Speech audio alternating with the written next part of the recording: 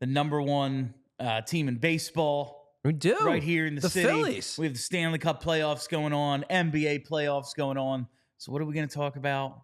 The draft lottery, baby. Draft lottery. The draft lottery is tomorrow. What's that? May 7th, Tuesday. Allegedly, it's at 6:30. And this I found, like, I've been looking all over for, like, time and TV channel. Do we know any, like, it looks like 6:30. Well, they usually, I guess. Is it on ESPN? Well, it'll be whatever network is broadcasting the main 7 p.m. game. That will be what network they put it on. I mean, like TSN will obviously broadcast, but I guess the Flyers will, or not the Flyers, whether it's TNT or ESPN, they'll pick up that feed because it's obviously Bettman. It's not like they do different ones, but they always stretch it out for about a half an hour. They go in reverse order, so you have a pretty good idea. They do like the first 4 or 5 teams, and then they go to commercial, and then they drag it out. So it'll be like a 15 to 20 minute long thing. I would assume they'll get a little bit of time to do the breakdown of whoever won. But before we go into it, very important thing if you don't realize. So the draft lottery for the Flyers. 7 o'clock game tomorrow is on ESPN. It's game 2, Hurricanes Rangers. Okay, so it'll be ESPN. But this is an important thing for Flyers fans if you don't realize. I suspect most people do, especially if you're watching this podcast, because you are probably a diehard Flyers fan. But while it would be a very good thing if the Philadelphia Flyers win the lottery, they cannot go up to 1. Because of the way the lottery is set up now, the furthest they can jump up to is number 2. And pretty much, it's basically there's like a very minuscule chance they could jump up to 3, but it is pretty much 2 or you stay where you are. If another team behind them wins the first drawing, right, that they can't move up to 1, right, that team would get 2, right, and then if the Flyers were to win the second drawing for pick 2, right, that's already taken. They'd be pick 3. There's also some world in which they can be pick 4, but I don't understand. I guess it would be if 2 teams jump them, I guess, but in a certain order. How would 2? I don't understand it.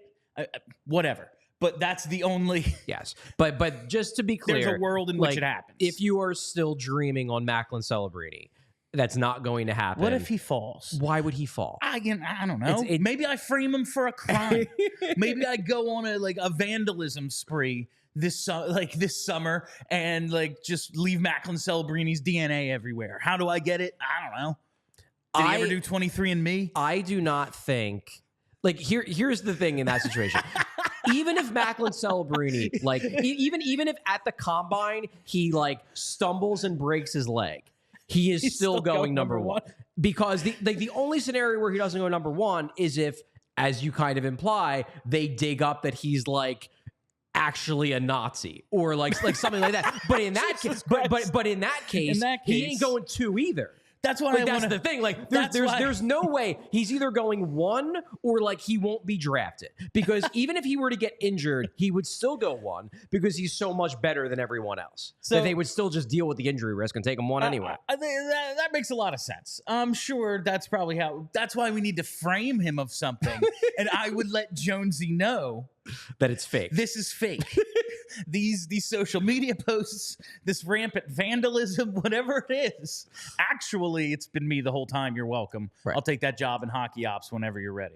There we go. Yeah. Anyway, so in the spirit of the draft lottery, I decided, let's run our own here. I want to run a little tankathon simulator, see if I can get the Flyers this number 2 pick. Right now, they're slated to pick 12th. And Bryn, if you would, let's see what we can do. Still 12. Still 12. All right. We're going to come back and try this again a little later. Hey, at least, I know it's unlikely, and it wouldn't kill them because I do think that the way this tier, the first tier is obviously Celebrini. He's in a tier of his own. He's number 1. The next tier, in my mind, based on generally accepted views of the players and also my evaluations thus far, the next tier is basically 2 to 13. You could argue it's 2 to 14, I think, if you believe that the character concerns surrounding Connolly don't matter. Because I think from a talent standpoint, he's very much with these guys. He just is a serious characterist to the point where I would not take the risk taking him 12 or 13. But the Flyers could theoretically drop to 13. That is possible. It's unlikely, but it's possible. But even if they drop to 13, they're going to have the chance of getting one of these guys in tier 2, we have centers, we have wingers, we have left-handed shooting defensemen, we have right-handed shooting defensemen. We have a lot of legitimately really exciting players. Now, obviously, I have certain guys I like more than others, but let me put it this way. If they get any of these guys in tier 2, there's no one on that list that I actively dislike. They are all guys who I think plausibly could become top of the lineup players in the NHL level. I would be excited to add any of those guys to the Flyers pipeline. That's, I was looking at the, just cruising through elite prospects, and I just opened up the consolidated ranking of their top 32. So it's like a, conglomeration of all the different rankings that they have. And some interesting names are like right around that 12th area. Like they have Tij Ginla at 13, Cole Eiserman at 14. Like that's the thing with Tij Ginla is that his stock is going up. Yeah, he's one of the guys who but it might be one of the players that pushes Eiserman down. Could be. Eiserman's stock is definitely going down. I thought he was fine. Especially in the second half of the gold medal game yesterday. He scores a goal in the third period. I thought he was good. He's certainly not a guy I would be worried about taking, but I understand why he's falling. He is inconsistent and a bit one-dimensional right now. One of the reasons why I actually like him as a prospect is because I think he does have further upside. He's actually quite young for his draft year, and the things that he's not that great at, he shows flashes of being great at them.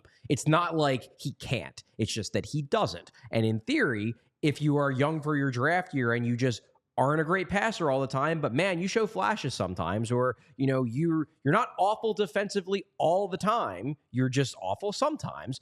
Presumably, you could get better. So I would be fine with Cole Eiserman. Tij Ginla, though, he had a really, really impressive second half. He carried that over into the under 18s. I thought a really good game in the gold medal game. Not amazing, but he scores a goal. He sets up. He was actually the guy who kicked off the Canada comeback. He has a really, really good pass to set up their first goal on the power play, and then he scores their third goal on that 5-on-4 5-minute major. And I just get the sense that Ginla is a guy who, number one, it's starting to click for him. This was a big breakout year for him as a prospect, but also even as the year progressed, it started to click for him more. The big thing with Ginla is, do you really think Calgary is going to let him pass by them? Like, would they have the guts to pass on like one of their legends, his son? Would they actually do it? It might be a legitimate top 10 pick. Like, it's not as if it's a stretch, It's not a reach. This could really work out for you. Yeah, it's not a reach. And then you have, if anything, I would honestly maybe feel a little bit bad for Ginla because the amount of pressure on him, it's kind of the same idea with the Eagles taking Jeremiah Trotter Jr. Like, they got him in the 5th round. It was actually a really good value pick, so I loved it. And I think it's a cool story. But I do worry that Eagles fans are going to be convinced that this guy is going to be like the savior at linebacker when it's like, dude, 5th round picks sometimes don't even make the team. No, I saw they put 54 on him, and I was like, that's got to be really cool. But also, like, I feel like that's setting up like, there's a lot of 54 jerseys already out there, man.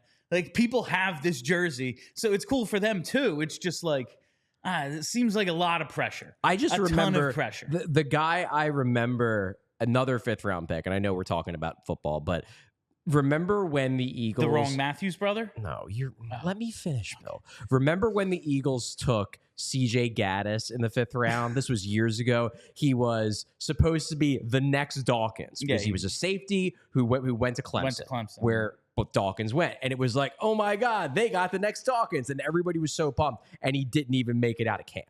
There was a couple of years ago, they drafted a dude because he was Dawk's son's roommate. He was going to be the next Dawkins. Next Dawkins. Yeah. So with Tij Ginla, I think it's unlikely he makes it past 9, or I guess in theory, Calgary could win the lottery too. And then they could end up drafting 1 or 2 or whatever. But assuming they stay where they are, I find it highly unlikely that they would have the guts to not pick Jerome Iginla's son. But hey, you never know. And I do like Iginla. I wouldn't take Iginla at 2. Like if the Flyers jump up in the lottery, I wouldn't take him at 2. But if he slips to 12, yeah, take him in a heartbeat. He's a really good player. We all silly like the mayor.